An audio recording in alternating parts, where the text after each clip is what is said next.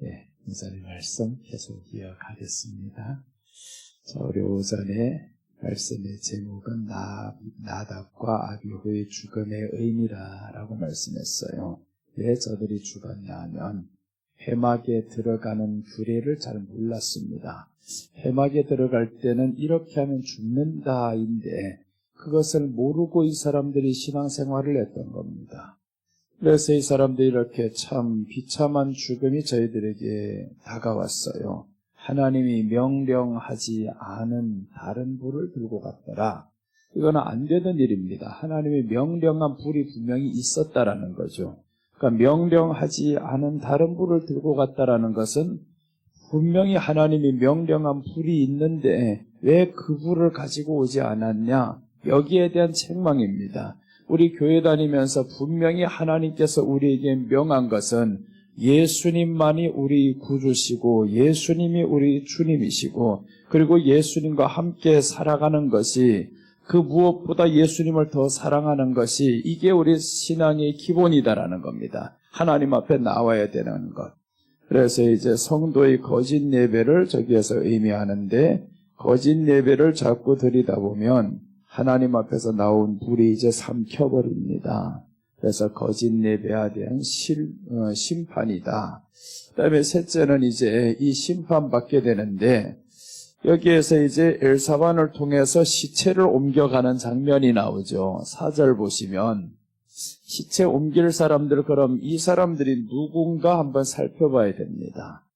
4절 보겠습니다. 여기 10장 4절 보시면 모세가 아론의 삼촌 우시엘의 아들 미사엘과 엘사반을 불러 그들에게 이르되 나와 너희 형제들을 성소 앞에서 진영 밖으로 메고 나가라 라고 말씀했어요. 이 죽은 이 두 사람이 있는데 미사엘과 엘사반, 그럼 여기 우리 한번 이 관계가 어떤 관계인가 한번 봅시다. 아론의 삼촌 우시엘의 아들이면 그럼 모세와 아론은 형제란 말이에요. 아론의 삼촌의 아들이면 그럼 이 두 사람은 모세와 어떤 사이라는 거죠? 사촌이라는 말이죠. 이 사촌들입니다. 이 사촌들을 불러서 지금 그 시체를 진영 밖으로 메고 나가라라고 말씀했어요. 그 시체를, 그들의 시체. 그래서 이 형제들을 성수 앞에서 진영 밖으로 메고 나가라라고 합니다. 그럼 여기에서 왜 이 시체, 죽은 이 두 사람을 여기에 아론의 셋째 아들, 넷째 아들이 또 있어요. 오늘 나답과 아비후는 큰아들, 둘째 아들인데 셋째, 넷째가 엘르아살과 이다말 이렇게 나옵니다. 근데 그 두 아들을 시키지 않고 왜 삼촌의 아들들을 불러서 이렇게 하게 하냐고요. 삼촌의 아들, 사촌들을 불러서 이렇게 시체를 옮기는 일을 시켜버립니다. 그럼 이 시체가 무엇이냐 하면 거짓 예배를 드리다가 죽은 사람이잖아요. 그럼 이 말은 뭐냐면 죄라는 겁니다. 죄. 이 교회 안에 들어온 죄를 누가 옮겨버려야 되냐, 누가 버리게 해야 되느냐, 모세가 가장 믿어지는 사람에게 해야 됩니다. 믿어지는 사람에게 이 중대한 사건을 맡겨야지. 그러지 않으면 지금 엄청난 사건이 지금 터져버렸습니다.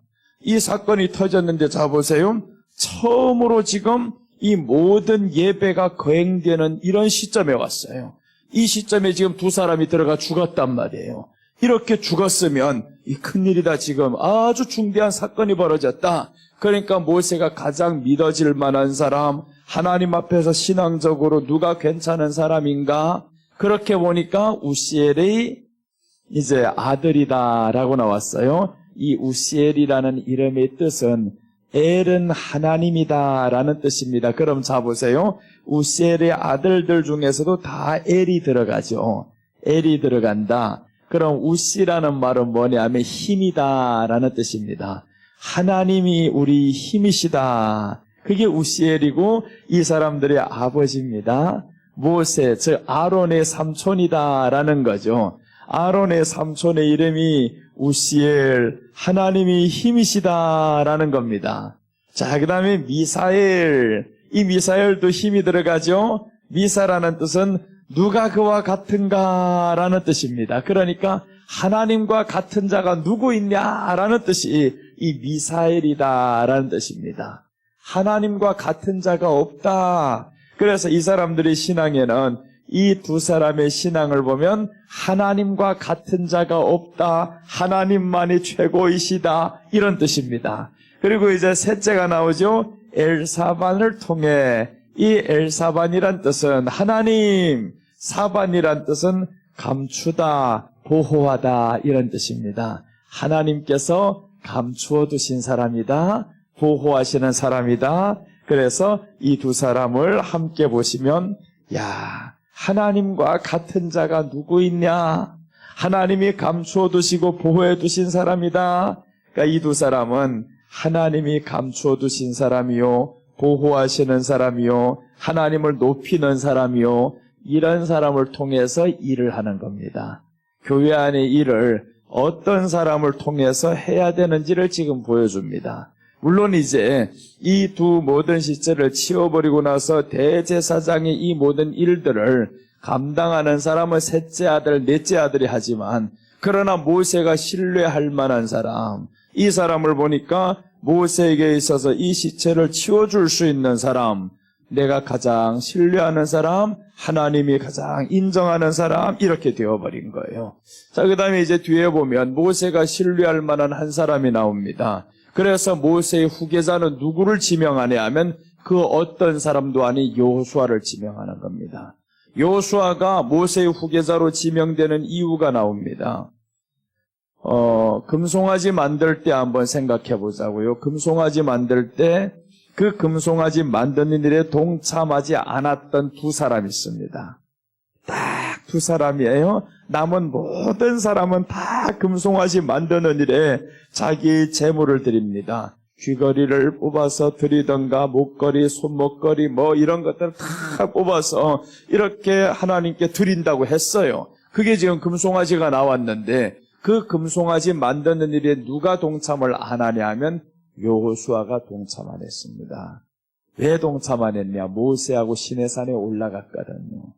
그러니까 여호수아하고 모세가 내려오면서 보니까 이런 사건들이 터져버렸어요. 그래서 모세에게 있어서는 가장 신뢰할 만한, 영적으로 신뢰할 만한 사람이 여호수아입니다. 그리고 모세가 신뢰하는 거기에 있어서는 하나님의 인정도 또한 있었어요. 그래서 모세가 산에서 내려오는데 여호수아는 계속 산에 있었더라. 이런 내용들이 성경에서 나와요. 그러니까 모세는 내려왔어도 자기는 하나님 앞에 더 있고 싶어요. 이런 것들을 누가 보냐면 모세가 보는 거죠. 그래서 모세가 가장 신뢰할 만한 사람은 여호수아랍니다. 이 여호수아에게는 모든 것을 다 맡기죠. 내 모든 정권을 너에게 다 준다. 후계자로 삼겠다. 이렇게 해서 여호수아가 그 길을 맞는데 오늘 여기에서 시작점에 있어서는 바로 이 사람들입니다. 미사엘과 엘사반을 통해 시체를 옮겼다. 그럼 이 말씀의 뜻은 충성스러운 직분자들이 철저한 신앙을 의미합니다. 자, 이 사람들은 충성스러운 거죠. 왜 충성스럽냐 하면 시체를 옮기는 일입니다. 이 시체를 옮기는 일 때로는 두렵기도 합니다. 하나님으로부터 다른 불 섬기다가 하나님 앞에서 나온 이 불이 죽여버렸으니까 잘못 들어가다가 나도 죽겠다. 이런 일이 지금 있죠. 그런데 여기에서 이 두 사람을 통해서 이 일을 하는데 이것은 교회 안에 충성스러운 일꾼을 의미합니다. 충성스러운 일꾼.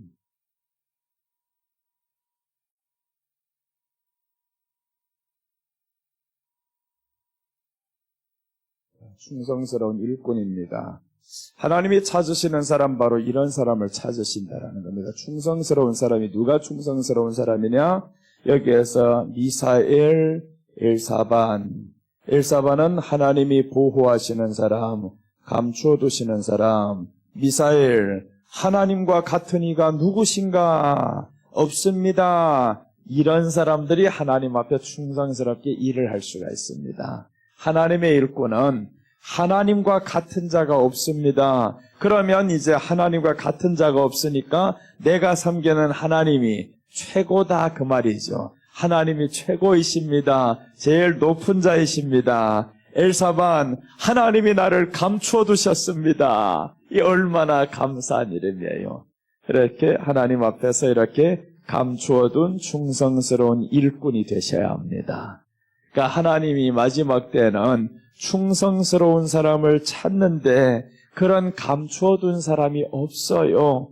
교회 안에서 신뢰할 만한 사람이 없어요. 그런데 하나님이 이렇게 감추어둔 사람, 하나님만 높이는 사람, 이 두 사람을 모세가 발견했다라는 겁니다. 그래서 자기 직계, 아니 아론이 직접적인 아들 셋째, 넷째를 시켜야 되는데 그렇게 안 한다라는 겁니다. 아니야, 그렇게 안 해. 너희들보다 더 신뢰할 만한 사람이 있어. 바로 삼촌의 그 아들 우시엘은 하나님이 우리 힘이십니다 라는 뜻이었어요.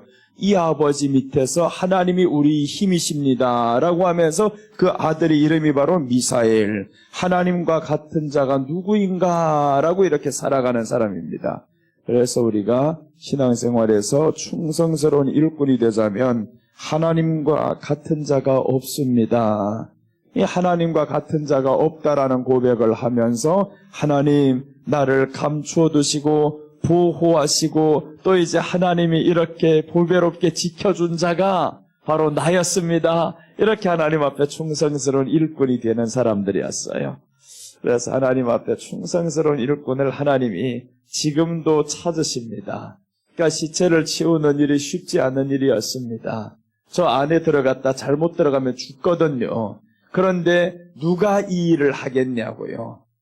모세 잘못 들어가면 죽는데 누가 그 일을 하겠습니까? 그러니까 하나님 앞에 충성스러운 사람, 주의 종에게 충성스러운 사람, 하나님과 같은 이가 누구인가, 하나님이 감추어둔 자, 이런 사람만이 이 일을 감당하는 겁니다. 마지막 때 하나님께서 감추어두신 이런 사람들이 곳곳에 있습니다. 곳곳에 하나님의 감추어둔 자가 있는데 그 감추어둔 자들의 특징을 보면 하나님과 같은 자가 누구인가라고 하는 거예요. 절대로 그 신앙이 대충 지나가는 사람들 하나님이 뽑지 않습니다. 하나님을 가장 높일 수 있는 사람, 이런 사람을 하나님이 마지막 때 찾으십니다. 보면 알죠. 하나님은 중심을 보시느니라 라고 했는데 나를 높이는 자가 누구인지, 겉으로 나를 믿는 자가 누구인지 하나님이 보시면 알아요. 그래서 우리는 충성스러운 직분자들이 되자라는 겁니다. 그리고 더 나아가서 죄인의 자리에 동참하지 말아야 되는데 여기에 죄를 옮겨서 버리는 일입니다. 이것은 이 안에 회막 안에 죄가 들어왔어요. 죄가 들어온 이것을 옮겨서 버리는 일을 하는 겁니다. 이게 일꾼입니다. 교회 안에 있는 죄를 옮겨서 버리는 겁니다. 그래서 이것들을 죄를 감추어두고 있는 것이 아니라 퍼뜨리는 것이 아니라 이 안에서 퍼뜨리는 게 아니라 오히려 이것을 버린다라는 겁니다. 이게 멋있는 사람이죠. 죄를 옮겨 버릴 수 있는 사람. 하나님이 가장 좋아하는 사람은 죄를 옮겨서 버리는 겁니다. 예수님께서 죄를 옮겨서 버리는 거예요. 그래서 시편에서 우리 죄를 어떻게 하신다고 했냐면 저 해가 동이 서에서 먼 것 같이 너희 죄를 이렇게 버리겠다라는 거예요. 즉 예수님의 그 모든 일하게 될 예표성을 여기에서 감추고 있습니다. 예수님이 이렇게 죄를 옮겨 버리는 것이다. 그러니까 우리도 이제 예수님 믿으면 내 안에 있는 죄를 옮겨서 버리는 것이다 라는 겁니다. 이런 사람들이 충성스럽게 쓸 수가 있어요. 하나님은 어떤 일을 많이 하냐 적게 하냐보다는 내 안에 있는 죄를 옮겨 버리는 사람, 이런 사람을 충성되다라고 합니다. 자, 이제 충성스러운 일꾼 한번 볼게요. 마태복음 24장 45절 보겠습니다.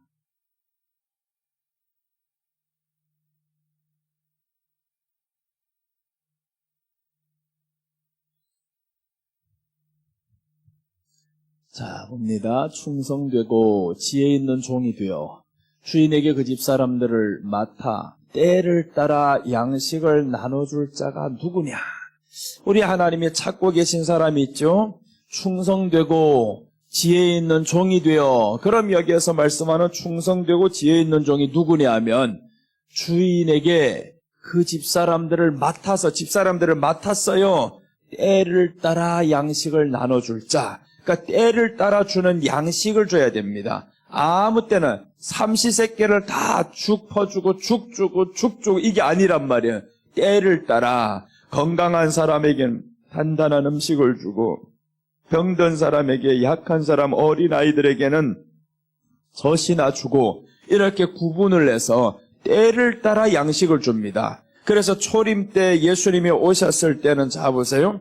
이 땅에 주님이 오셨는데, 하나님으로 오셨는데 아무도 그를 하나님으로 인정 안 해요. 그러니까 하나님으로 인정 안 하니까 예수님을 뭘 하셔야 되냐 하면 내가 하나님이야 그것을 사람들에게 보여주는 겁니다. 그래서 이제 병든 자들을 만나서 고치기도 하고, 나병 환자가 왔을 때 세상에 그 어떤 사람도 고칠 사람 없는데 나병을 고치시고, 안전뱅이가 일어나고 손 마른 자가 고침받고, 이런 고치는 사역들을 많이 하셨어요. 그것은 왜 하셨냐면 그 사람이 불쌍해서는 둘째입니다. 내가 하나님이야 자신을 알리는 겁니다. 내가 하나님이야. 그 다음에 이제 하나님을 다 알렸어요. 그게 언제냐 하면 십자가에서 하나님을 다 알렸습니다. 이제 사역이 끝났다 이 말이죠. 하나님을 알리는 사역은 끝났어요. 그 다음에 이제 다음 사역이 있습니다. 하나님을 알리는 사역 끝난 다음에는 예수님께서 부활하셔서는 말씀 가르치는 사역을 했어요. 이제는 가르칩니다. 고치는 사역이 아니라 다 가르치기만 했어요. 이 가르친다라는 것은 다지는 거죠. 이제 다지는 것이다. 그래서 성령님이 딱 사람들에게 임하고 나니까 이들도 예수님이 하셨던 사역과 같이 똑같은 사역을 합니다. 병든 자를 고치고 이런 일들 했어요. 그 다음에 이제 가면 갈수록 이런 사역들이 적어집니다. 하루 종일 강론함에 이런 말씀들이 나와요. 사도 바울이 회당에 들어가서 하루 종일 강론함에 어떤 사람이 설교를 듣다 지쳐버렸어요. 그게 청년이죠. 이 청년이 설교 듣다 지쳐서 떨어져 죽어버렸어요. 이거 너무 설교를 오래 하니까 재미도 없는 설교 너무 오래 하는 거예요. 베드로가 볼 때는 사도 바울이 설교를 잘 못해요. 그래서 사도 바울은 말은 능하지 않다라고 하는데 글은 능하다. 글은 잘 쓰는데 말은 못한다 이 말은 설교를 못하는데 글은 잘 쓴다. 이거 책이나 펼칠 것이지 책은 안 쓰고 왜 설교를 하냐. 그러니까 그대로 보니까 사람이 앉아서 듣다가 떨어져 죽어버려서 얼마나 재미없고 얼마나 지루하면 떨어져 죽었겠냐고요. 근데 살리잖아요. 그래서 이제 훗날에 보면 말씀 위에 견고하게 서라라는 말씀들이 많이 나옵니다. 어디 가서 고쳐라 이런 것보다는 더 많은 것이 말씀 위에 서야 된다. 자, 이렇게 해서 충성스러운 사람은 때를 따라 양식을 나눠주는 자다라고 했어요. 때를 따라. 그럼 여기에서 충성하지 않은 사람은 뭐 하는 사람들이나 이제 뒤에 보면 46절, 47절 보면요. 주인이 올 때라는 건 주인은 우리 예수님이죠. 예수님이 올 때 그 종이 이렇게 하는 것을 보면 그 종이 복이 있으리라. 어떻게 한다고요? 충성되고 이제 복된 사람은 바로 주인이 올 때 때를 따라 양식 나눠주는 겁니다. 그래 때를 알아야 되잖아요. 지금은 어떠한 때냐? 마지막 때다. 주님이 오실 때가 되었다. 이것은 우리가 말하지 않아도 세상이 그렇게 말합니다. 세상이 뭐라고 하냐면 아유 말세로다 그렇게 말을 해요. 세상도 다 지금 지구 종말이라는 것을 알아요. 이제는 끝이 날 때가 됐다. 그래서 지금 어떤 것들을 세상에서는 펼치냐 하면 미국에서라든가 유럽에서라든가 탄소 배출 줄여야 된다. 이렇게 나옵니다. 왜 탄소 배출을 줄여야 되냐면 지구가 감당을 못해요. 이대로 간다면 지구가 2050년 안에 망한다라는 겁니다. 더 이상의 지구가 그것을 감당 못하니까 지구를 조금 수명 늘려야 되겠다. 그래서 이제 탄소 배출권 이런 것들이 온 세상은 다 이렇게 노력합니다. 탄소 배출을 많이 하는 나라는 부과금을 내 이렇게 나온단 말이에요. 그래서 지금 독일이라든가 탄소 배출을 적게 하려고 전기차로 다 시행해버립니다. 근데 전기차가 이번에 나오다가 실패해버렸어요. 그래서 어떡하냐. 원래 2030년까지 전기차를 다 도입하고 미국에서도 전기차, 우리나라도 전기차. 그런데 전기차가 화재 사건이 많이 일어나 버렸어요. 그래서 다시금 지금 트럼프가 올라오면서 전기차가 아니더라도 우리가 이쪽으로 가야 된다. 그래서 탄소 배출권이 다시 지금 올라갑니다. 계속 이렇게 가게 되어 있죠. 그러니까 세상은 점점 이렇게 지구가 감당하지 못할 정도로 이제 이런 탄소들이 많이 올라갑니다. 지구가 파괴가 돼요. 어차피 세상은 이렇게 끝난다라는 것은 저들도 다 압니다. 이대로 가다 끝난다. 그리고 이제 환경도 마찬가지였어요. 지구온난화 시대가 지금 들어와 버렸죠. 이제 우리나라도 사과 안 나오는 시대가 옵니다. 예전에는 사과하면 그나마 그래도 전국에서 다 나오는데 이제는 우리나라도 뭘 심냐면 바나나가 나오는 시대가 되어버렸어요. 말도 안 되는. 이 바나나는 아열대 국가들에서 많이 나오잖아요. 그만큼 우리나라가 지금 더워졌다 그 말이죠. 지금 바뀌어가고 있습니다. 그러니까 이제 점점 과일들이 바뀌어갑니다. 이제 사과 나오는 데는 저 강원도밖에 없을지도 몰라요. 가면 갈수록 저 아래에서 점점 아래에서 나오던 사과들이 맛있었는데 언제부터인가 충주 사과가 더 맛있어집니다. 아래는 사과가 점점 없어져요. 올라가면서 충주 사과도 또 이제 더 더워지다 보면 어디로 가겠어요? 강원도가 제일 그래도 날씨가 추운 데니까 저기밖에 없지. 이렇게 점점 더워지다 보면 이제는 우리가 재배하는 과일들 보세요. 바뀝니다. 바나나 재배가 어떻게 우리가 가능해요? 바나나가 재배가 나오죠. 이러다가 이제 망고까지도 나올지도 몰라 이거. 점점 이런 것들이 나온다라는 거. 지금 지구 온난화가 되어서 이대로 가면 이젠 봄과 가을이 사라지잖아요. 이렇게 겨울로 인해 가지고 바로 여름으로 도입이 됩니다. 4월까지 이렇게 얼쩡멀쩡 하다 가다 보니까 바로 여름으로 되어버려가지고 얼마나 더운 세월이 길어지고 추운 세월이 길어져요.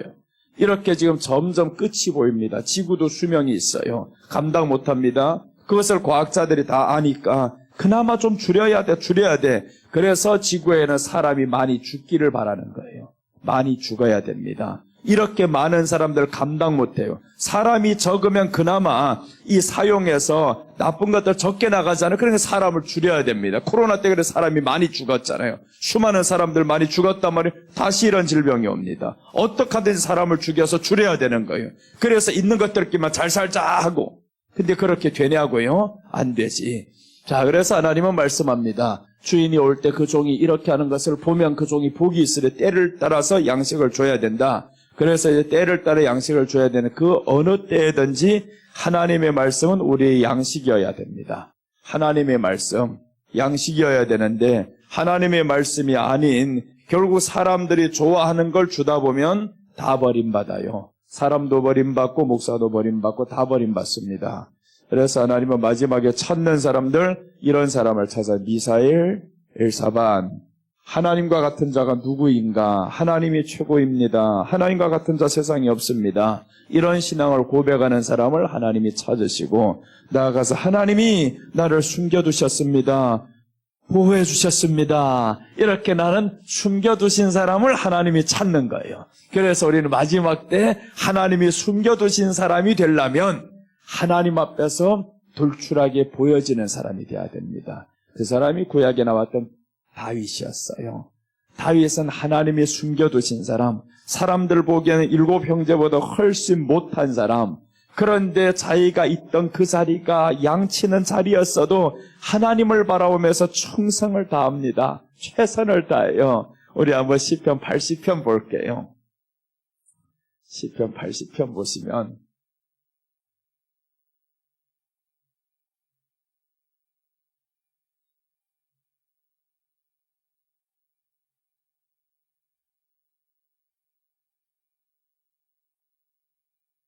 시편 80편인가 걸렸습니다.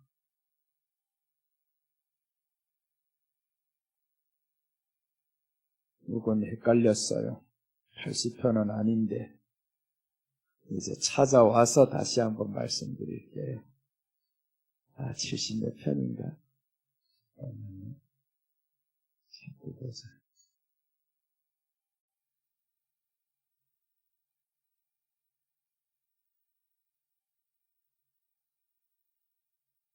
이거 아직 모르겠다. 어디 있는지 생각이 안 납니다. 죄송합니다. 다윗이 양칠 때 하나님이 저를 불렀다라는 내용인데 그 양칠 때 보면 어떻게 치냐면 그것을 이제 훗날에 저 사울 앞에 갔을 때 말하는 거예요. 내가 양을 이렇게 쳤다라는 겁니다. 저 광야에 있을 때 곰이 와서 내 양을 뺏어가면 그게 내 양이 아니고 아버지 양이라고 합니다. 아버지 양을 빼앗아가면 내가 곰에게 달려가서라도 그 곰의 발에서 건져냈고, 사자가 물어가면 사자의 수염을 뜯어서라도 내가 이렇게 구원했고, 그럼 잡으세요. 곰이 한번 발로 확 핥아버리면 다윗에게서는 온몸에 상처투성입니다.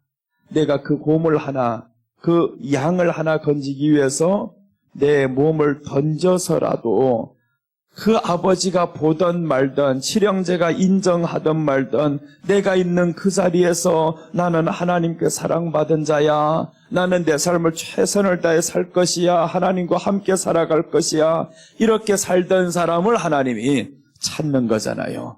그 집안에 8형제가 있는데 아무도 보니까 하나님이 인정하는 사람, 찾는 사람 아니었습니다. 하나님이 숨겨둔 사람은 저 광야에서 양치게 하셨던 그 다윗이었더라라는 겁니다. 그래서 하나님이 찾으시는 사람은 그 어떤 환경에서도 하나님이 나를 사랑하십니다. 그 사랑을 입고 살아가는 것을 고백하는 사람입니다. 그래서 우리가 하나님이 나를 사랑하신다, 찾고 있다, 이것을 고백하며 사는 저와 여러분들 되셔야 됩니다. 자, 이제 여기에 보면 어디를 보냐 하면 마태복음 8장 21절 한번 보겠습니다.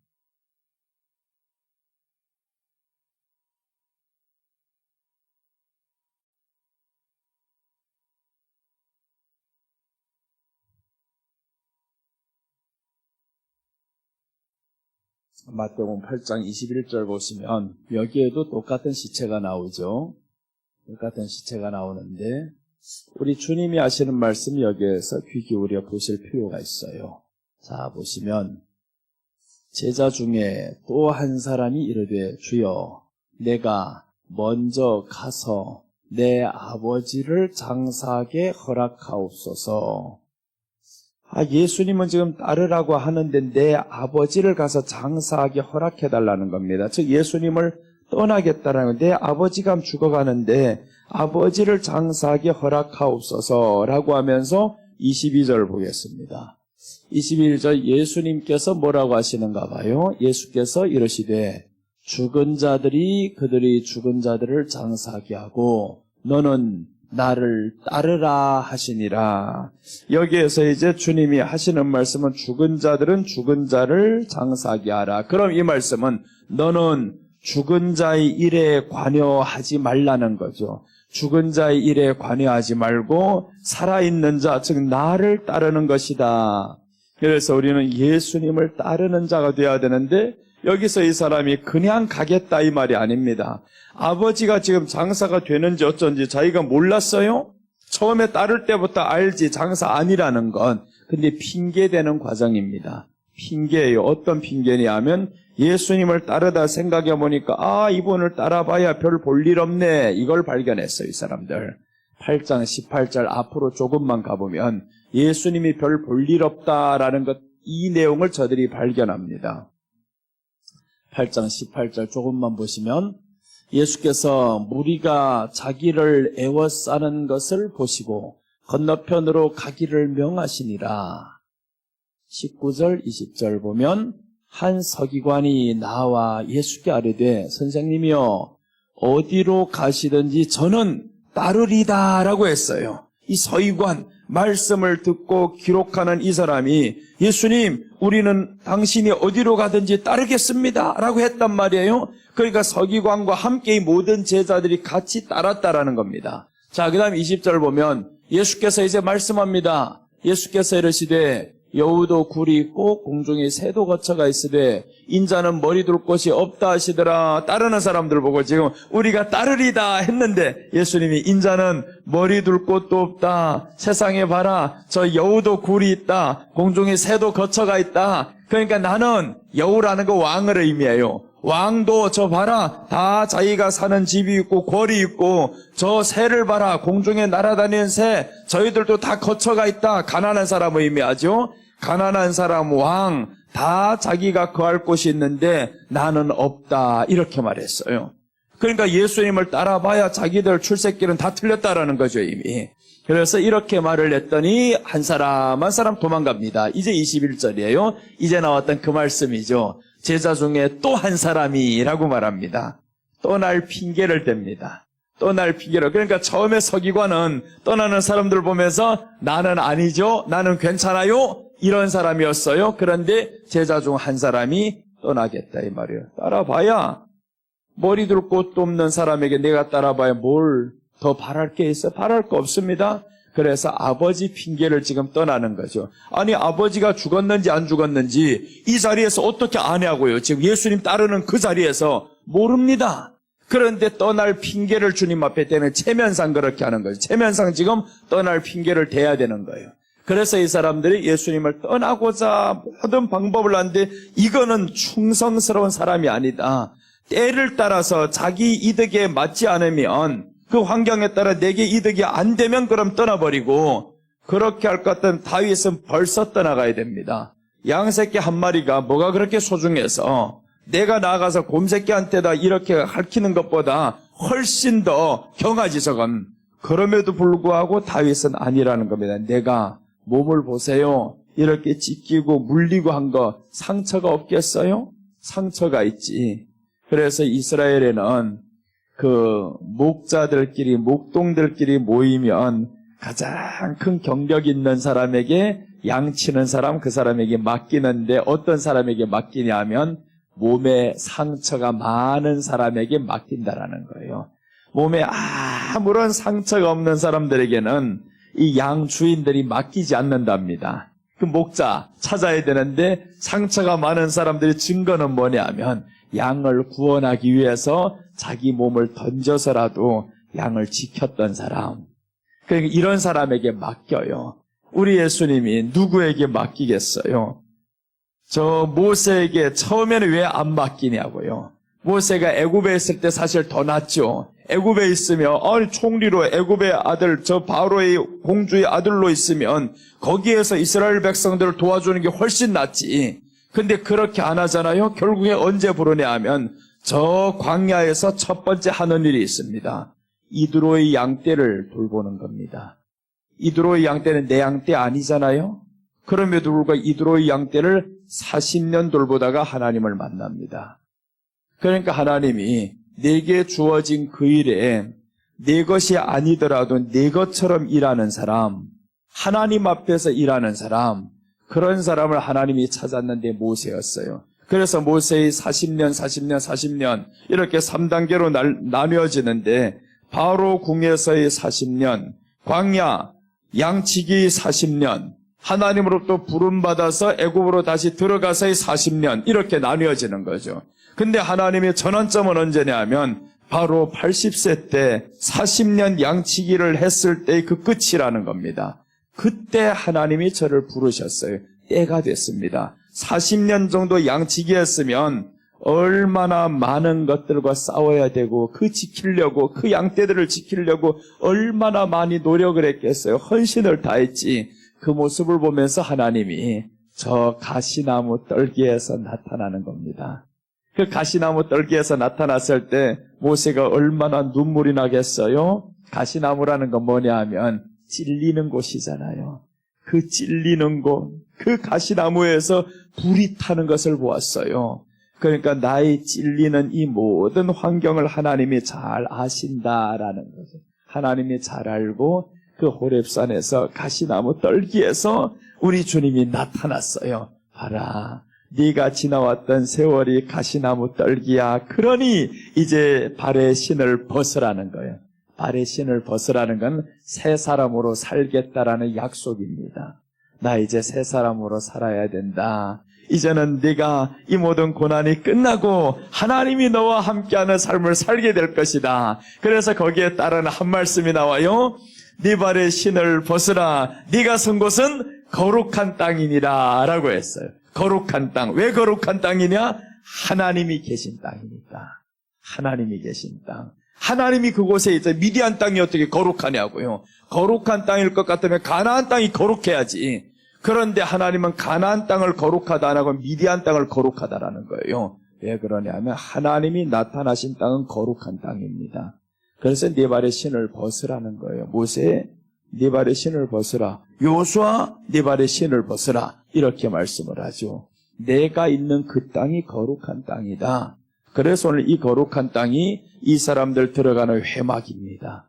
이 회막이 거룩하니까 하나님이 여기에서 뭐라고 말씀하냐면 내가 나를 가까이 하는 자에게 내 거룩함을 나타내겠구라고 하는 겁니다. 내 거룩함을 나타내는데, 그런데 여기는 충성을 다 안 해요?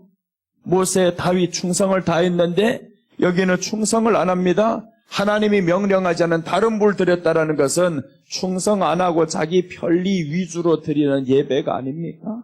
다른 불 드리면 여기에서 하나님이 지정된 그 불을 드리려니까 좀 번거로워요. 왜 그 불만 자꾸 해야 됩니까? 또 이 불 옮기고 또 이 불 옮기고. 그러니까 자기가 편한 대로 그냥 예배 드리는 모습, 예수님 없는 모습, 충성이 없는 모습. 그래서 마지막 때는 사라지는 게 하나 있어요.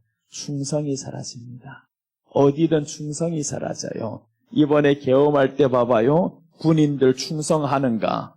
자기 생각이 더 들어가잖아요. 군 통수권자의 말은 명령인 복종입니다. 맞고 틀리는 건 군인이 결정할 문제 아니에요. 군인이 해야 될 일은 무조건 복종할 일입니다. 그래서 성경은 뭐라고 하냐면 하나님께 너는 복종해야 된다. 하나님의 뜻에 복종해야 될 게 사람인데 군인도 법에 복종할 뿐만 아니라 통수권자에게 복종해야 돼. 그런데 자기 생각으로 다 들어가 버렸죠. 다 들어가 버려. 그런데 이제 마지막 때는 충성스러운 자가 사라집니다. 이 충성이 교회 안에 사라져요. 그러니까 교회 안에 충성이 왜 사라지냐 하면 자기 생각이 너무 강해집니다. 그러니까 예수님이 마지막에 이름이 뭐냐면 충성인 거예요. 내 이름이 충신이다. 이 충신이 마지막에 사라집니다. 우리 성경 계시록 한번 봐요. 계시록 19장 13절. 이제 13절 하나님의 이름에 대해서 말씀이 나오고, 그 다음에 이제 우리 주님의 이름을 다시 한번 말씀한 여러 가지 이름들이 여기에서 많이 나옵니다.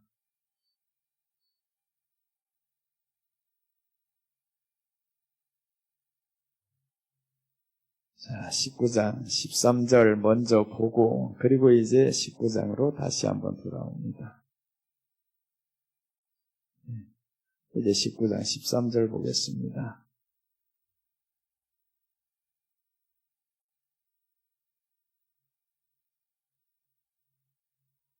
여기 먼저 보겠습니다. 여기 보면 또 그가 피 뿌린 옷을 입었는데 그 이름은 하나님의 말씀이라 칭하더라. 이제 피 뿌린 옷을 입었는데 그 이름은 하나님의 말씀이라 라고 했어요. 피 뿌린 옷을 입었다. 하나님의 말씀이다. 예수님의 이름이 하나님의 말씀이라는 거예요. 그럼 예수님의 이름이 하나님의 말씀인데 이 하나님의 말씀인 예수님을 마지막 때 사람들 어떻게 생각하느냐? 계시록 3장 14절. 이제 이 말씀 보고 이제 앞으로 들어가면요. 3장 14절에서 자, 뭐라고 말씀하나 봐요. 예수님을 이렇게 소개합니다. 자, 3장 14절 보시면 라오디게아 교회의 사자에게 편지하라. 아멘이시오. 충성되고 참된 증인이시오. 하나님의 창조의 근본이시니가 이러시되. 자, 여기에서 세 가지 이름이 나옵니다. 세 가지. 예수님을 세 가지로 소개하는데 라오디게아 교회의 사자에게 편지하라. 이 라오디게아 이름의 뜻은요, 민중의 소리를 듣다 이런 뜻입니다. 사람의 소리를 듣는 교회, 사람의 소리에 더 신경 쓰는 교회 이런 말이죠. 라오디게아가. 그래서 라오디게아는 오늘 이 시대를 예표하는 교회다라는 겁니다. 자유는 좋지만 민주주의가 꽉 들어찬 교회, 사람의 말로만 꽉 들어찬 교회. 그래서 이제 이 교회가 사람의 말로만 듣는 교회다 보니까 누가 없어지냐 하면 아멘이시오라고 했어요. 아멘이시오. 이 세 가지를 설명드릴게요. 아멘. 아멘은 이시오라고 했습니다. 아멘이시오. 그 다음에 이건 먼저 아멘이시오. 아멘 하는 거는 예수님을 부르는 겁니다. 아멘 하는 거는 그냥 맞고 틀림을 판단하는 기준이 아니다라는 겁니다. 아멘 하는 것은 예수님이시오라는 겁니다. 예수님을 부르는 행위. 그런데 교회 안에서 왜 아멘 안 하냐 하면 이 아멘이 사라졌어요. 사람의 소리를 듣다 보니까.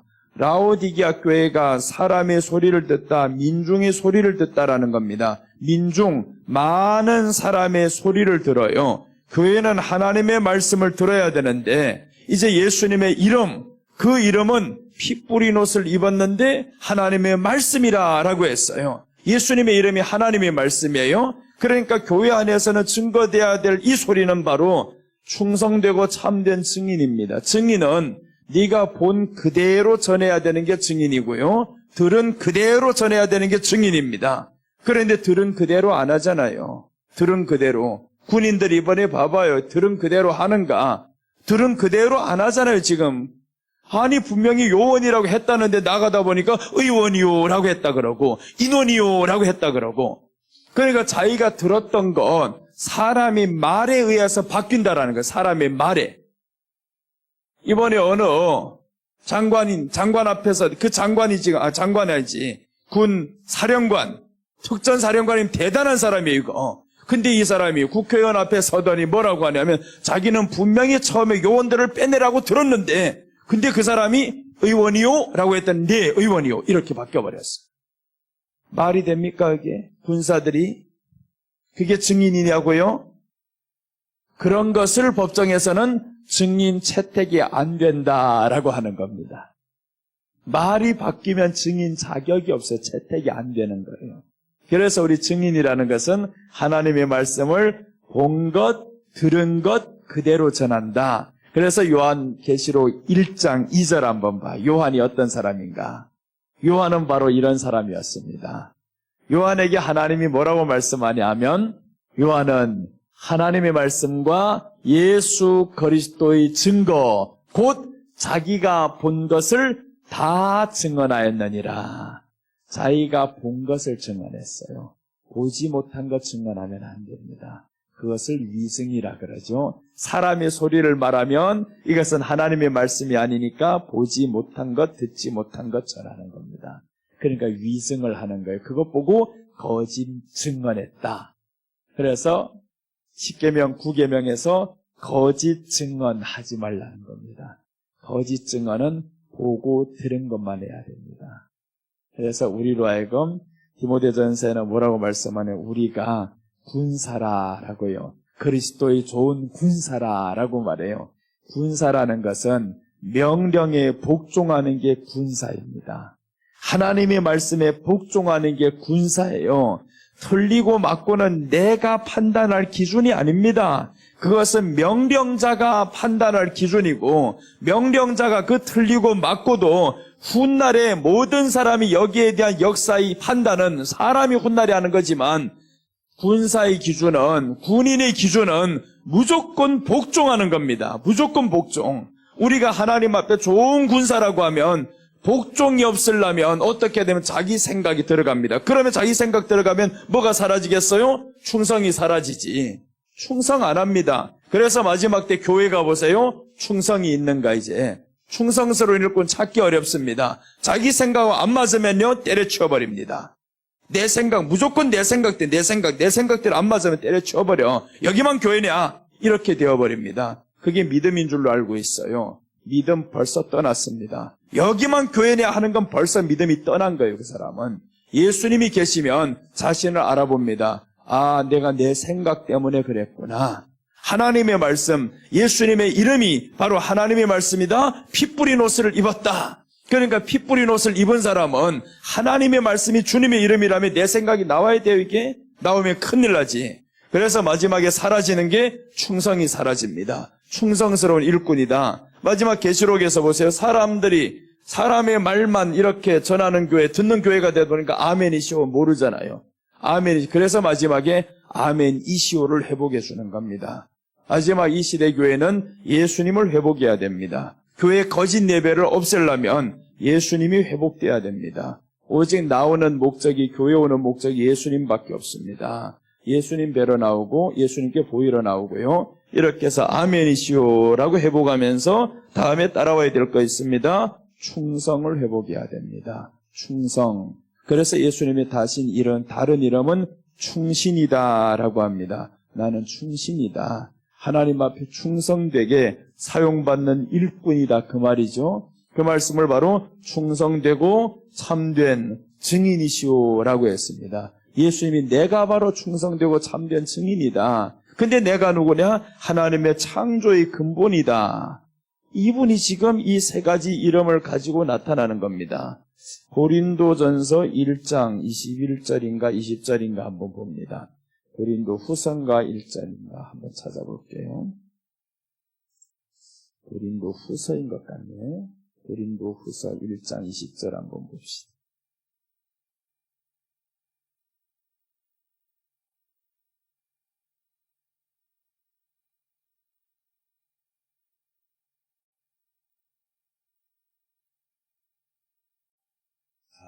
여기서 뭐라고 말씀하냐면 하나님의 약속은 얼마든지 그리스도 안에서 이해가 되니 그런즉 그로 말미암아 우리가 아멘하여 하나님께 영광을 돌리게 되느니라. 뭐라고 말해요? 아멘하여. 아멘하여 하면 하나님께 영광 돌린다라는 겁니다. 이 아멘이 계시록에서 누구라고 했어요? 예수님. 예수님 하면 하나님께 영광 돌립니다. 그러니까 하나님이 우리 영광 받는 것은 우리 때문에 받는 게 아니라 예수님 불렀을 때 영광 받는 겁니다. 그래서 우리 모든 삶의 모든 말과 행동이 예수님, 예수님, 예수님으로 나아가야 됩니다. 오늘 이 시간 같이 아멘 해봅시다. 아멘. 그래요. 아멘. 어떤 곳에 가면 너무 지나치게 아멘해서 문제예요. 해야 될 때 말아야 될 때 다 아멘해서 이게 또 문제지만 또 우리는 반대로 너무 아멘을 안 해서 문제예요. 그래서 우리 중간쯤은 가자. 중간쯤. 그래서 너무 아멘하면요 잘못된 거 말하든 무엇이든 상관없어. 이런 사람들 무조건 아멘, 아멘, 다 아멘이에요. 다 아멘. 그게 좋은 것 같지만 또 아닙니다. 그러나 안 하는 것보단 또 더 나아요. 그래서 우리는 이제는 안 하는 것보다 나으니까 좀 중간쯤으로 한번 나아갑시다. 아멘. 예수님을 향해서 아멘, 아멘 하면 주님이 얼마나 좋아하겠어요? 그래서 미사엘, 엘사반 이런 사람을 찾는 겁니다. 자, 하나 더 보겠습니다. 출애굽기 17장 11절 보겠어요.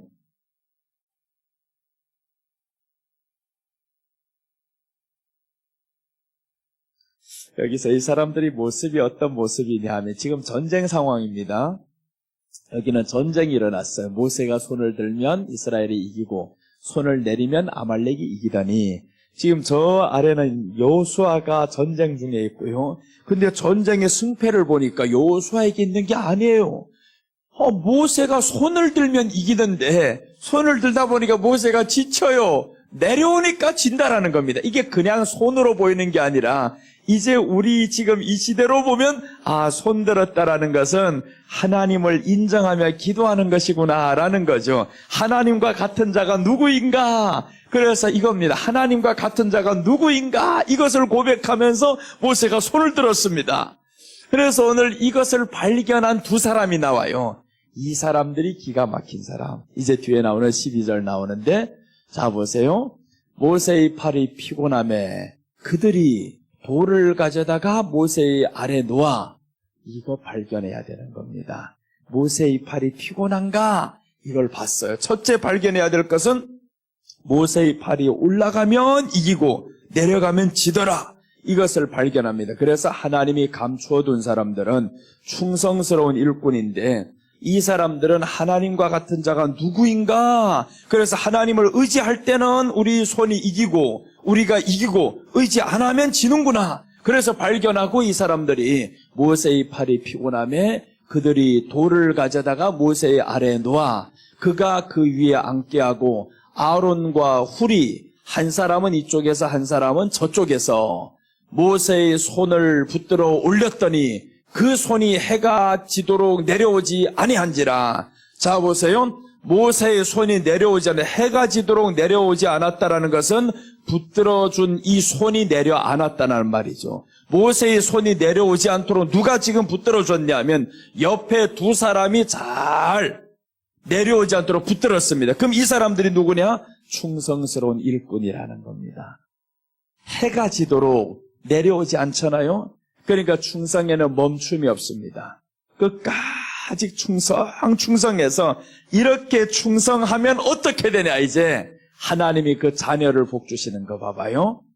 출애굽기 35장.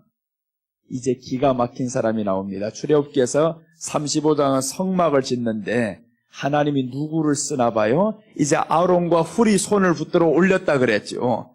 아론은 대제사장이 되고요. 여기에 한번 35장, 출애굽기 35장입니다. 자, 35장 가보고. 요즘은 자꾸 깜빡깜빡해서 찾아봐야 돼, 이거. 찾아 안 보면 흔들려요. 틀렸어. 36장. 35장이 아니라 36장입니다. 36장 1절 보겠습니다.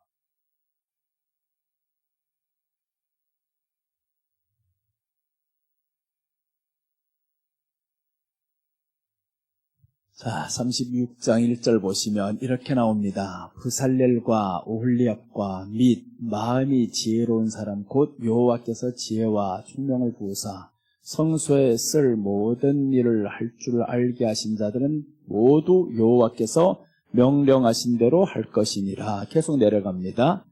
자, 이렇게 해서 모세가 부살렐과 오홀리압과 및 마음이 지혜로운 사람 곧 그 마음에 여호와께로부터 지혜를 얻고 와서 그 일을 하려고 마음이 원하는 모든 자를 부르매 3절 그들이 이스라엘 자손이 성소의 모든 것을 만들기 위하여 가져온 예물을 모세에게서 받으니 그러나 백성이 아침마다 자원하는 예물을 가져왔으므로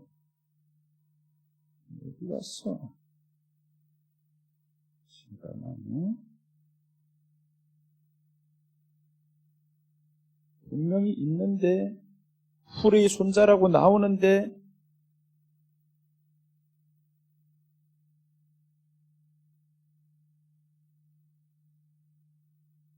나왔어요. 35장 30절 35장 30절입니다. 이 말씀이 지금 뒤에서 이루어지는 거예요. 35장 30절 보시면 자 봅니다. 모세가 이스라엘 자손에게 이르되 볼지어다 여호와께서 유다 지파 훌의 손자요 우리 아들인 부살렐을 지명하여 부르시고 그러니까 이 훌이 지금 이 부살렐이 이제 36장에서 나왔죠. 성막 짓는 일에 있어서 부살렐과 오홀리압이 지금 사용받는데 그런데 이 부살렐이 누구냐 봤더니 훌의 손자라는 겁니다. 훌의 손자 우리 아들이다. 그럼 이 말씀은 훌이 이렇게 충성을 다했는데 아들 때, 손자 때 내려와서까지 이 충성이 멈추지 않았다라는 사실입니다. 충성이 대대로 내려갔던 사람. 그래서 이제 이 사람들을 부르는 겁니다. 아들인 부살렐을 지명하여 부르시고 31절로 봅시다. 하나님의 영을 그에게 충만하게 하여 지혜와 총명과 지식으로 여러 가지 일을 하게 하시되 하나님이 이렇게 충성했던 사람, 이런 사람을 하나님이 자녀 손손 계속 하나님이 충성하는 일꾼 만들어주시고 나아가서 하나님의 영을 더 충만하게 해주셨어요. 근데 지금 이런 복을 못 받게 하는 이유가 어디에 있냐면 여기서 충성이 사라지게 만들었어요. 이거 이 나쁜 놈들이 이거. 교회 충성할 필요 없어. 이제 교회 그렇게 할 필요 없어. 그냥 한번 예배 드리고 가면 돼. 이렇게 되어버렸단 말이에요. 예전에는 그렇지 않았습니다. 예전에는 교회 청소를 다 성도들이 했어요. 예배 마치면 그 청소를 다 하고 토요일 날마다 와서 그 청소 내일 예배 드릴 날을 위해서 또다시 청소하고 이런 일들이 교회 안에서 빈번하게 계속 이루어졌는데 지금은 그게 아닙니다. 오직 하나 사람만 채워라. 사람만 채워라. 여기만 보고 있어요. 근데 사람이 차겠어요? 충성이 없어졌는데 하나님의 영의 감동이 없어졌는데 사람만 채우면 뭐랍니까? 그 안에. 그러니까 사람은 차는데 누가 없냐? 일꾼이 없습니다. 일꾼이 없어. 사람은 찾는데 하나님이 찾고 있는 일꾼이 없다. 하나님을 높이는 자가 없습니다. 그래서 나온 이 사람들 보세요. 감정 하나만 건드려도 못 견딥니다. 튀어나가 버려요. 감정을 못 건드리면 어떻게 사람을 바꾼대 이거. 건드려야지. 잘못된 거 보면 건드려야지. 우리 오늘 젊은 자매들이 많잖아요. 예를 들어서 젊은 자매들이 왔는데 여름인데 아주 미니 스커트 입고 왔어요.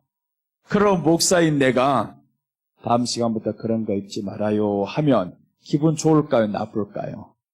나쁘잖아요. 아니 젊은 자매들 당연히 입고 다니는 게 그렇잖아. 이게 세상 유행이 다 그렇고. 그런데 목사님이 뭔 저렇게 옛날 저 고시식한 저런 거 하나 있어가지고 속으로 막 이를 갈고 있어요. 나오나 봐라 저저. 그래 버린단 말이에요. 근데 그게 왜 그래야 되냐 하면 마지막 이 시대가 벌거벗고 다니는 시대가 되어버렸어요. 교회 안에 들어오면 안 되잖아요 이거. 계시록 3장 16, 17절 한번 봐요. 마지막 시대의 모습이 어떤 모습인가? 16절은 두 물이 섞이는 시대가 되어버립니다. 세상의 생각과 하나님의 말씀이 섞여버리면 하나님은 토하여 내치리라 라고 했어요. 자 봅니다. 이제 16절부터 보면 네가 이같이 미지근하여 뜨겁지도 아니하고 차지도 아니하니 내 입에서 너를 토하여 버리리라. 뜨겁지도 않고 차지도 않고 이게 어떤 물이에요? 미지근한 물. 미지근한 물은 차가운 물과 뜨거운 물이 섞인 것을 의미합니다. 그래서 이제 저 앞에서 보면 너희가 뒤에서 나오나요? 차든지 뜨겁든지 하기를 원하노라는 거. 차든지 뜨겁든지 하기를 원하라. 이 말씀은 섞이지 말라는 겁니다. 두 물은 섞이면 안 된다. 세상의 물과 하나님의 말씀은 섞이면 안 된다. 그런데 섞여버립니다. 그런 것 하나. 그 다음에 이제 뒤에 봐요. 17절 보시면 15절에서 이 말씀 나왔죠. 차든지 뜨겁든지 하기를 원하노라. 만약에 이것을 신앙의 차가움으로 해석을 했다면 그럼 틀렸어. 그럼 하나님이 신앙이 차가워도 된다는 말이에요? 아니지. 그러니까 신앙의 차가움을 말하는 게 아닙니다. 여기는 물이 섞이는 것을 의미해요. 그래서 16절에서 이제 두 물이 섞이면 미지근하면 하나님이 토하여 내친다라는 겁니다. 그런데 여러분 물 한번 마시다면 어떤 물이 잘 넘어가요? 뜨거운 물이 잘 넘어가요? 차가운 물이 잘 넘어가요? 차가운 거 잘못 먹다가 머리 아파요 이거. 너무 찬 거 먹다 아이스크림도요 급해가지고 먹다 보면 어디가 아파요 이게. 머리가 뒷골이 막 당기고 너무 아파. 어떤 애들이 욕심내다가 애들 보면 그래요. 아이스크림 하나 조금만 먹자 하면 애들이 안 주려고 막 콱 떼먹다가 이 입안에다 가득 넣고 머리야 아우 머리야 이런 애들이 있어요. 이거 너무 차가운 게 들어가면 머리가 아프다는 거예요. 그 다음에 또 이제 너무 뜨거운 거 들어가면 못 먹잖아요 이게. 그러니까 딱 먹기 좋게 만드는 게 미지근하면 술술술 넘어가게 만들어요. 빨리 먹을 수도 있고. 그러니까 이렇게 되면 하나님이 토하여 버리리라 라고 해서 섞이지 말아야 된다. 그래서 교회하고 세상은 섞이면 안 됩니다. 17절입니다. 그 다음에 이제 섞이지 말아야 하는 이런 것들이 쭉 나오죠. 네가 말하기를 나는 부자라 부유하여 부족한 것이 없다. 그러니까 이제는 부자다라는 거 이게 교회 안에 들어와 버렸어요. 나는 부자다. 나는 돈이 있어. 나는 돈만을 위해 살아야 돼. 돈 응답받아야 돼. 그래서 부자다. 그런데 우리 하나님은 말씀하죠. 내 공고한 것과 가련한 것과 가난한 것과 눈먼 것과 벌거벗은 것을 알지 못하는도다. 그 다음에 이제 이것들을 처방이 나옵니다.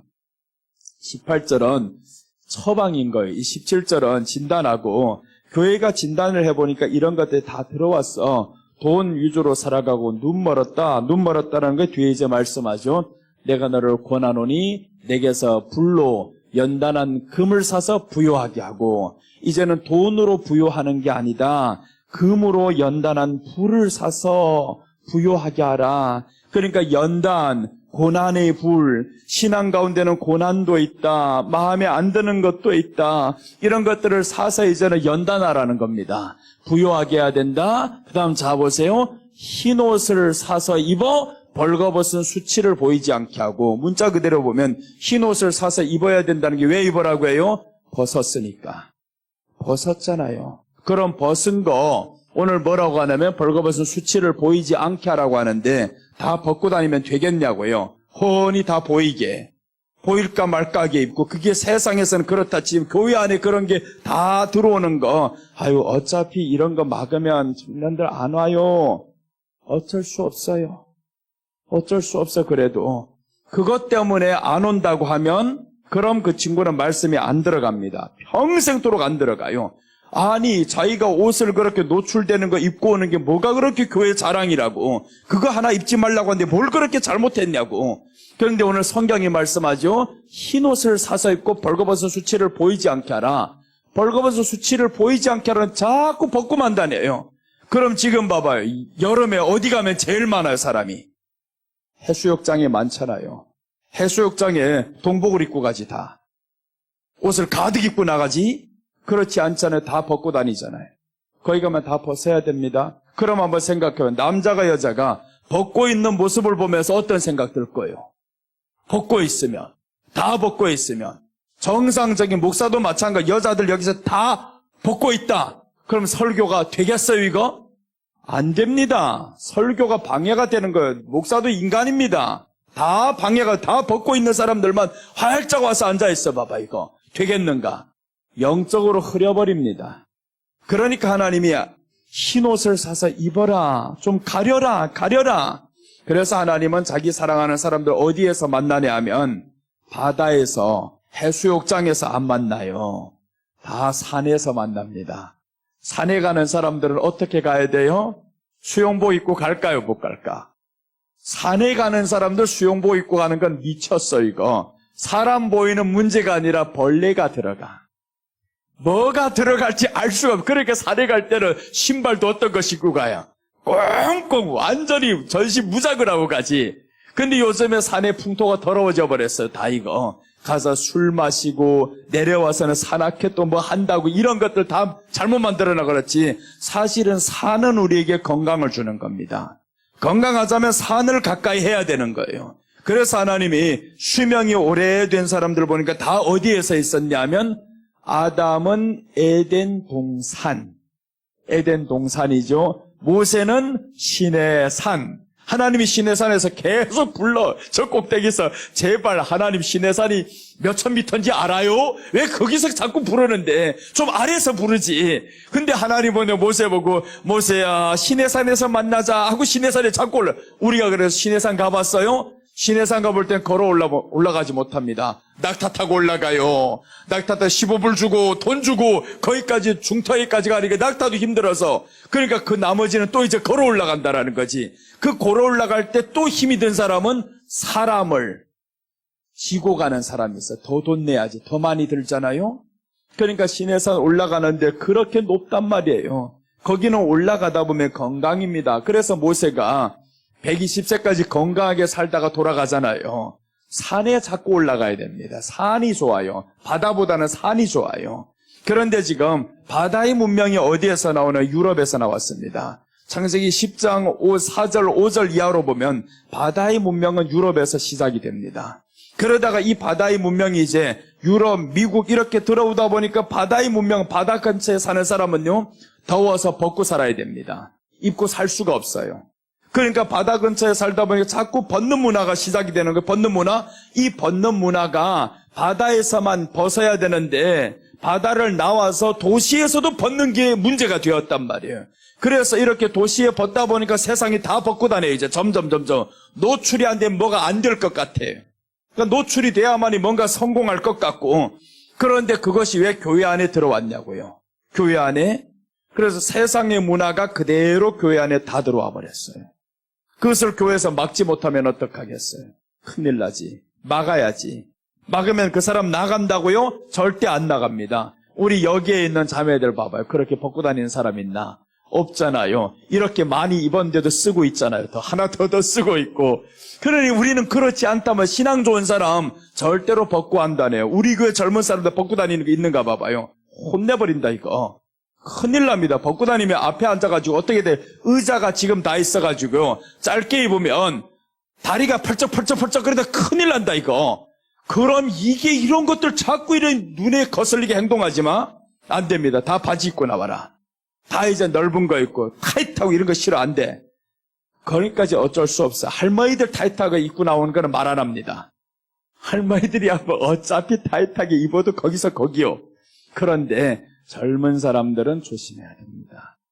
자기들의 이 몸매 때문에 자랑스럽게 생각하고 이게 없어지면 결국에 스트레스 받고 그렇게 되잖아요. 그게 나의 우울증으로 만들어갑니다. 그래서 우리 이것들을 초월해야 되는 거예요. 하나님 앞에 충성을 해야지. 그 다음 자 보세요. 안약을 사서 눈에 발라 보게 하라. 안약을 사서 눈이 제발 열어져야 된다. 영적인 눈, 하나님의 말씀에 눈이 열려져야 되는데 눈은 어두컴컴해가지고 말씀은 한 장만 보아도요. 이런 사람이 있어요. 말씀 한 장만 보면 눈이 희미해집니다. 그런데 하루 종일 휴대폰 쳐다봐도 희미하다 소리 안 해요, 이거. 휴대폰은 그렇게 오래 쳐다봐도 희미해지지 않는데 왜 성경 말씀은 한 장만 보아도 희미해진다 그 소리 아니고요. 이미 벌써 눈이 다쳐버려서 그랬어요. 눈이 다친 걸 우리는 안약을 사서 보게 하라는 거예요. 발라서 좀 보게 하라.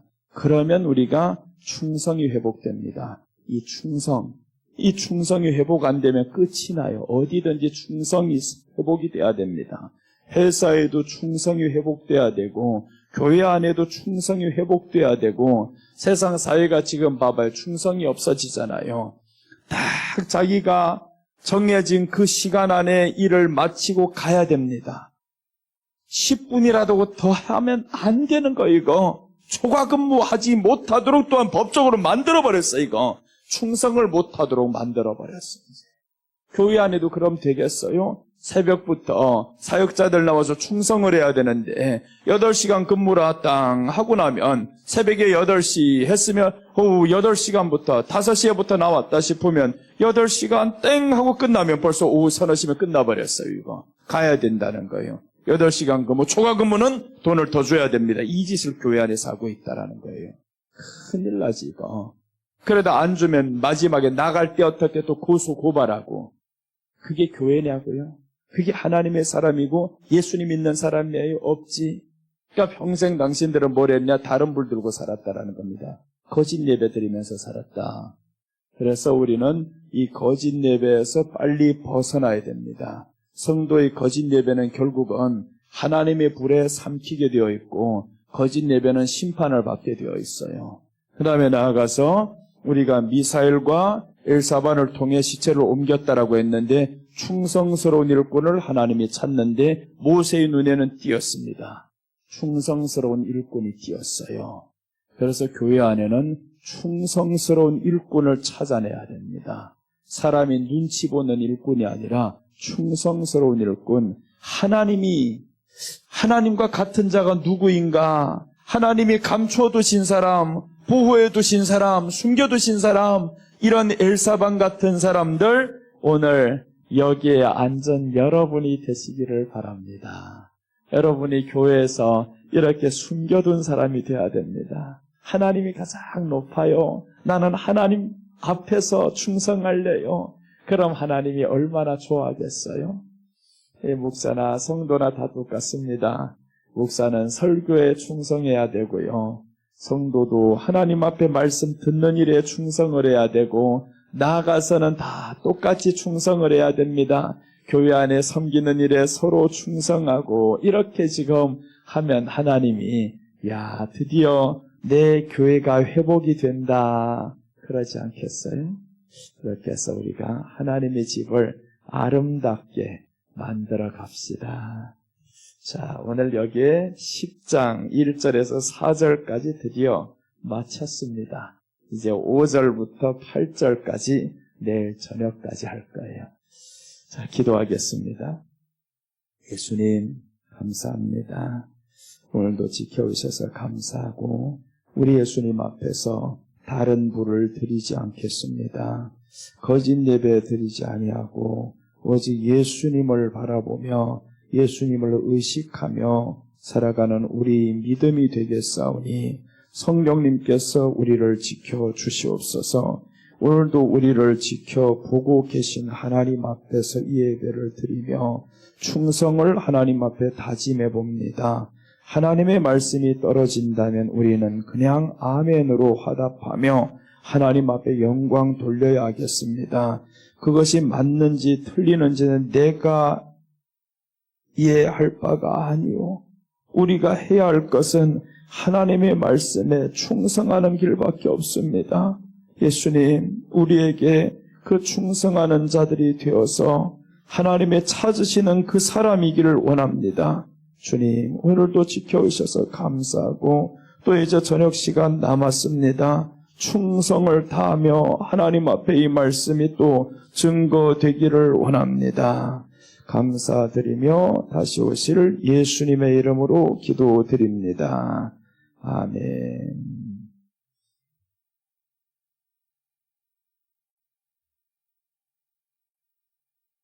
자, 우리 하나님 앞에서 아무것도 두려워하지 말라 이 찬양 드리면서 준비한 내용을 드리겠습니다. 아무것도 두려워하지 말라.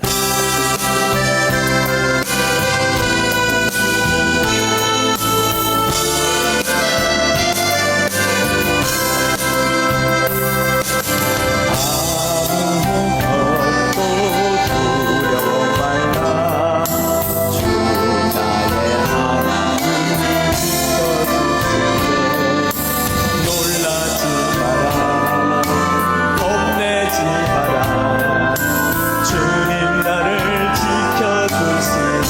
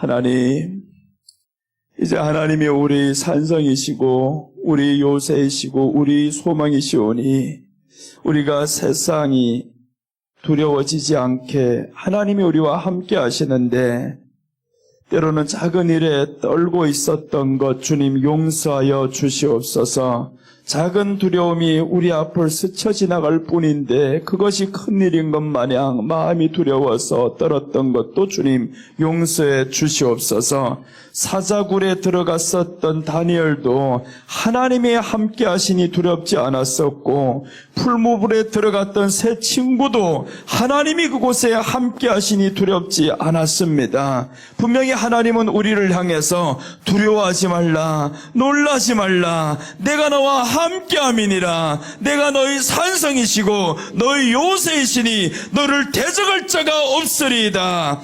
오늘 주님이 하신 말씀 그대로 믿고 살아가는 우리들을 되게 하여 주옵소서.